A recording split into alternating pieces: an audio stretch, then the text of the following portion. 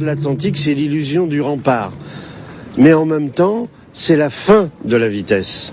La vitesse vient s'échouer. Et donc c'est cet échouement qui m'a permis, moi qui n'étais pas collaborateur ni résistant, j'avais 10 ans, de comprendre ce qu'était et la vitesse et la guerre. Pour moi, la guerre et la vitesse, c'est la même chose. Pour moi, la vitesse, c'est la violence de la violence. C'est la violence suprême. Je donne un exemple. Avec ma main, je peux caresser la joue d'une femme ou d'un enfant. Avec la même main, je peux faire un impact sur cette joue. C'est la même main, c'est pas la même vitesse.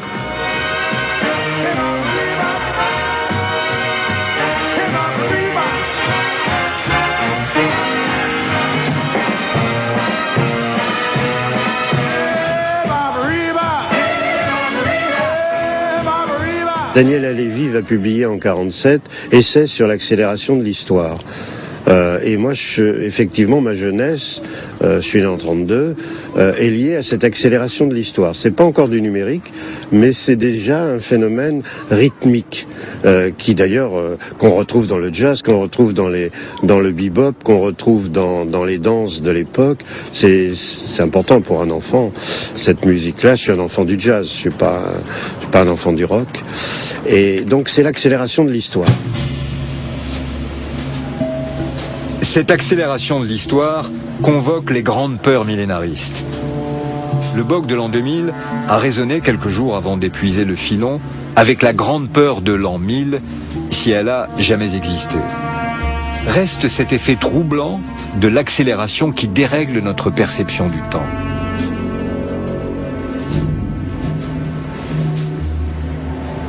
C'est la nouvelle colonie. On a été obligé d'inventer une colonie virtuelle qu'on appelle le 6e continent. Mais je le rappelle, c'est une colonie. C'est-à-dire que ça a été une invention de substitution à la patrie. Quand on prend les empires coloniaux, il y a la patrie, et puis pour devenir un empire, il faut conquérir des terres lointaines. Là, la patrie, c'est la terre-patrie, du cher Edgar Morin et Michel Serres. Et cette fois-ci, on a inventé une colonie de substitution avec des clones, avec des avatars, avec des personnages virtuels, etc. C'est un signe panique, il ne faut pas l'oublier. Non, moi ce que je crains, c'est que derrière cette invention d'une colonie virtuelle, on ait un sentiment de claustrophobie globale. Je crains que les nouvelles générations, à travers la drogue et à travers la drogue électronique, parce que il y a des drogues chimiques, mais on peut dire que les mondes virtuels sont une drogue électronique. Je crains qu'il y ait là un phénomène inconnu. Je pense que une claustrophobie comme celle-là est sans référence.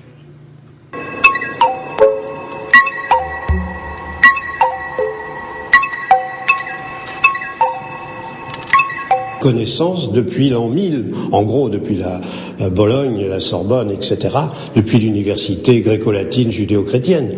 Or là, qui se dressait contre la barbarie et qui a permis la civilisation occidentale. Or aujourd'hui, nous sommes devant une autre barbarie, c'est le dégât du progrès. Et donc il faudrait réinventer une nouvelle université, l'université du désastre. Non pas le désastre de l'université, mais l'université qui étudierait le désastre, analysé avec toutes les disciplines, le dégât du progrès, pour y faire face. Alors qu'on ne dise pas que c'est une utopie.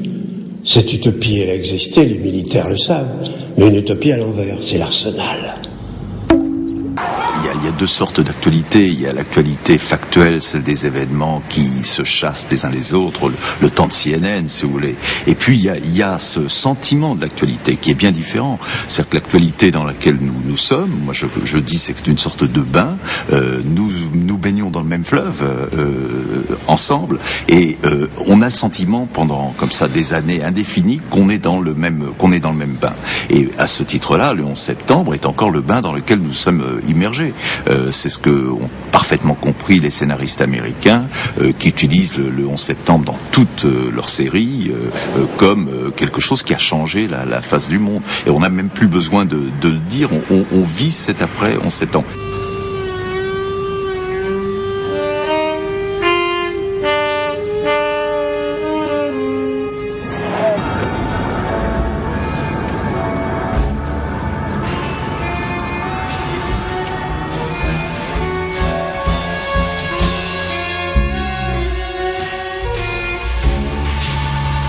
Bilal, toi et moi, on est des tragiques.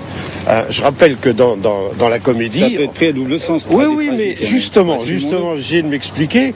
Il y a les comédiens, les tragédiens. Si on enlève tragédien, ça veut dire qu'on doit tous être comédiens. C'est-à-dire le sourire, tu connais le masque, Or, nous ne sommes pas tristes du tout. Ce qu'on dit là, c'est pas désespéré. Au contraire, c'est très excitant. C'est très excitant. On est au bord d'un autre monde, c'est-à-dire le monde de la totalité. Et il va falloir gérer ça. Il va falloir gérer le tragique de cette situation. Et alors, est-ce que, comme on est au bord d'un autre monde, moi, ce qui me frappe, c'est que le XXe siècle m'apparaît aujourd'hui extrêmement obsolète. Et moi aussi. Mais en même temps, ça, on peut pas le dire. Ça, on peut pas balayer d'un revers de main. Si on peut... Le siècle le plus monstrueux, si on le peut plus pas exceptionnel qu'on ait vécu. Si on peut pas le dire, c'est que de nouveau on est censuré, comme pendant l'occupation. Tu n'as pas le droit de dire ça, d'où tu parles, etc. Justement, la question, c'est que toi et moi et d'autres, espérons-le, on osera faire face à cette situation tragique. Sophocle, c'est pas triste. Antigone, c'est pas triste. C'est tragique et c'est grand. Pareil pour Oedipus Rex. Et c'est universel. Et c'est universel. Mais oui. Donc là, moi, je te le dis, d'ailleurs, tu sais bien à quel point, la phrase de Churchill, un optimiste, c'est un homme qui voit une chance derrière chaque calamité.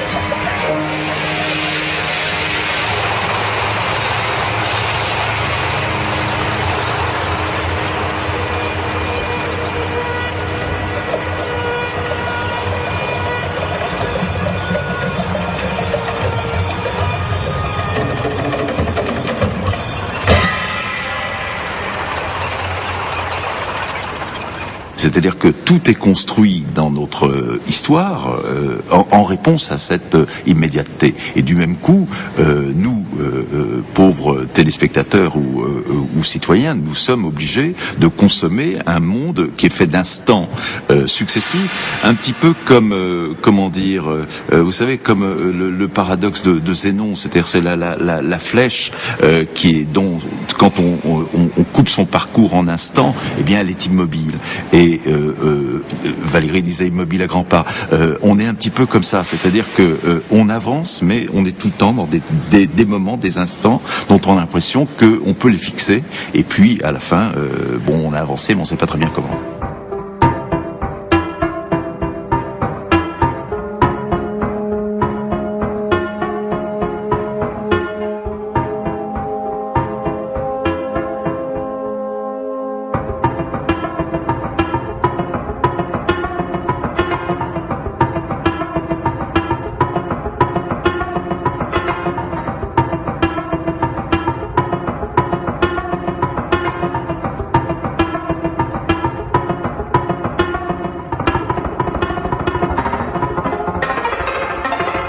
Bien sûr qu'on peut être manipulé par des images, bien sûr. Mais plus il y a d'images, plus il y a d'exposition au son, au texte, aux données, plus le spectateur, consciemment ou inconsciemment, met en avant ses choix religieux, politiques, anthropologiques, etc. Donc par conséquent, il peut y avoir un clash Il peut y avoir des catastrophes de l'information. Mais moi, je crois plutôt que ce qui se construit, sans qu'on le sache bien, c'est une critique contre cette instantanéité. Et c'est pour ça que je n'arrête pas de dire aux médias, attendez, l'essentiel de l'information, ce n'est pas l'immédiateté. Bien sûr que c'est fondamental, mais ça fait des effets pervers par la concurrence qu'il y a entre vous. Ça fait des effets pervers au sens où les gens ont assez d'être blackboulés constamment par cette espèce de tohu-bohu. Ça fait des réactions violentes contre cette logique de l'émotion qui est perverse.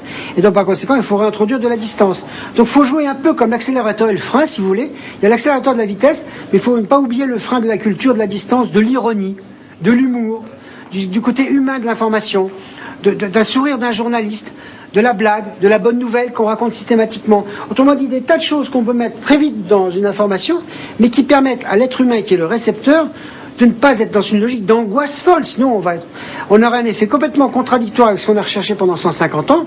Au lieu d'être mieux informé sur le monde, on sera saturé d'informations et de concurrence, et on fermera le poste. Le miracle du citoyen dans le monde, c'est qu'il ne ferme pas le poste.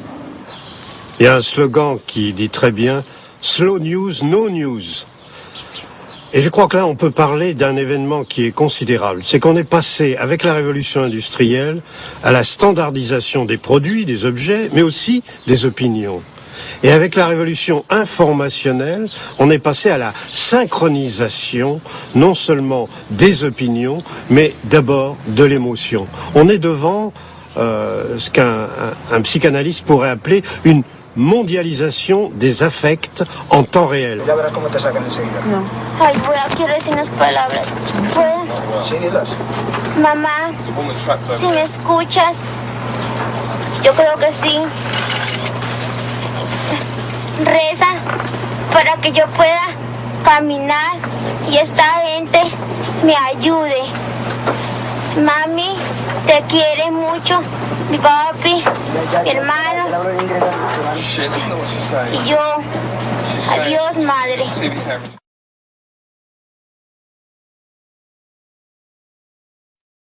Il y a eu un phénomène de mondialisation des affects, c'est-à-dire d'une communauté d'émotions qui remplaçait la communauté d'intérêt. La communauté d'intérêt, c'est une communauté économique avec des classes sociales, des riches, des pauvres. La communauté d'émotions, c'est quelque chose de tout à fait nouveau et qui est immaîtrisable par le pouvoir politique. Il y a là, je dirais, à côté du politiquement correct des opinions, l'optiquement correct de l'information en temps réel.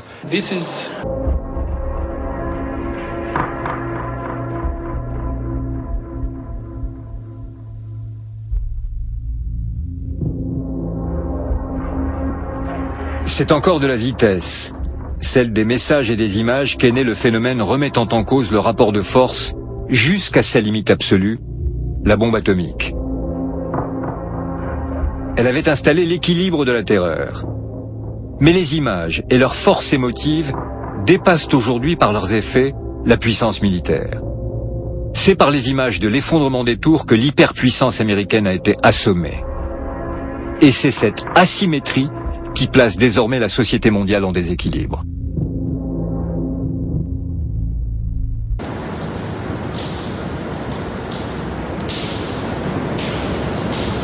La démocratie résistera-t-elle au temps réel? Celui-ci imposera-t-il un nouveau modèle de gouvernement? La défense, l'économie, l'information souffrent de cette accélération de l'histoire qui ne laisse que peu ou pas de place à la réflexion avant la décision ou l'explication. Et la politique? Il n'y a plus de décision politique. On ne peut pas dire qu'il n'y a pas de pilote dans l'avion. On peut dire qu'il n'y a pas de cabine de pilotage. Avant, il y avait une cabine de pilotage qui s'appelait l'État. L'État avait toute une série de moyens pour décider les choses. À partir du moment où il y a eu la globalisation du marché, qui fait que tous les marchés sont interdépendants, que les transmissions de données comptables, financières, les mouvements de capitaux, les mouvements d'idées, etc. sur les réseaux sont extrêmement rapides, l'État est court-circuité par tous les moyens. Et donc le pouvoir politique ne peut plus se poser la question de savoir s'il décide vite ou pas. Il est entièrement pris par un système qui décide à sa place. Et même dans les rares domaines où il est resté compétent, comme la monnaie, il a perdu son rôle, en tout cas en France, et dans beaucoup de domaines, l'État n'est plus qu'une machine à suivre ce que le marché dit et à croire qu'il influe sur une opinion publique qui est elle-même manipulée par ce qui se passe par ailleurs. Donc le pouvoir politique est de plus en plus en situation d'impuissance. Même les grandes puissances, même le président américain, sont de moins en moins puissants.